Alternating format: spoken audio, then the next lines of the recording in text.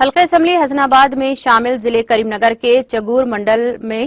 مختلف مواضعات میں بعض ریئل اسٹیٹ تاجروں کی جانب سے تالابوں اور کنٹوں پر ناجائز قبضے کرتے ہوئے پلاننگ کرنے اور اراضیات فروخت کرنے کے واقعات کے منظر عام پر آنے کے تناظر میں مقامی ضلع پریشد رکن دامودر راج سنگم کے قائد ضلع قائد جی رویندر نے آج سنگم کے دورے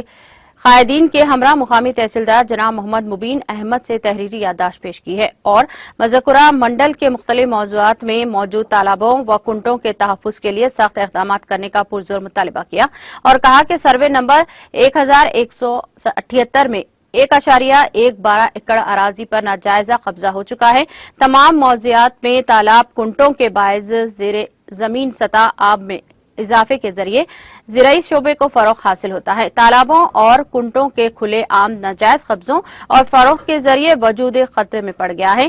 زیڈ پی ٹی سی